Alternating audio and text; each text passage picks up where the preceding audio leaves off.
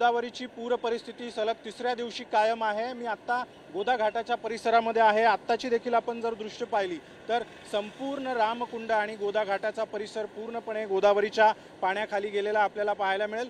जी लहान मोठी मंदिरं आहे या सगळ्या गोदा घाटाच्या परिसरामध्ये ती मंदिरं देखील पूर्णपणे पाण्याखाली गेलेली आहे। अनेक मंदिरांना पुराच्या पाण्याचा वेढा पडलेला आपल्याला पाहायला मिळतोय। तर समोर जे छोटे पूल आहेत ते पूल देखील पाण्याखाली गेलेले आहेत।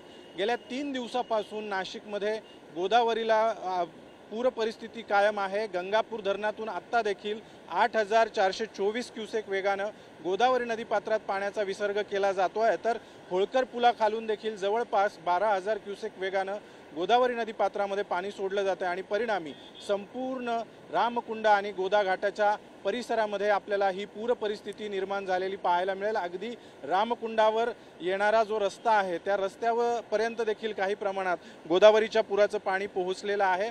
गंगापूर धरणाच्या पाणलोट क्षेत्रामध्ये मागच्या 4 ते 5 दिवसापासून मुसळधार पाऊस कोसळतोय। परिणामी गंगापूर धरण 91% जास्त भरलेलं आहे आणि त्यामुळे गंगापूर धरणातून मागच्या 3 दिवसापासून पाण्याचा विसर्ग करण्यात येतोय। त्यामुळे गोदावरीला मागच्या 3 दिवसापासून ही अशीच पूर परिस्थिती कायम आहे। पुढच्या 48 तासामध्ये नाशिक जिल्ह्यामध्ये ऑरेंज अलर्ट देण्यात आलेला आहे। त्यामुळे पुढचे 48 तास आणखी मुसळधार पाऊस कोसळण्याची शक्यता असल्यामुळे या धरणांमधून करण्यात येणारा पाण्याचा विसर्ग आणखी टप्प्याटप्प्याने वाढवला जाण्याची शक्यता असल्यामुळे प्रशासनाकडून नदीकाठच्या नागरिकांना सतर्कतेचा इशारा देण्यात आलेला आहे। सोबतच सर्व आपत्कालीन यंत्रणा देखील पूर्णपणे अलर्टवर ठेवण्यात आलेल्या आहेत।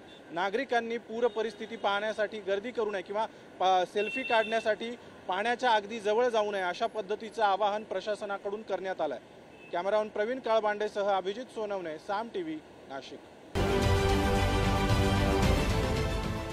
देश विदेशातील प्रत्येक घडामोडींचे लाईव्ह अपडेट मिळवण्यासाठी आता साम टीव्हीच्या सर्व सोशल मीडिया प्लॅटफॉर्मला लाईक, फॉलो आणि सबस्क्राईब करा।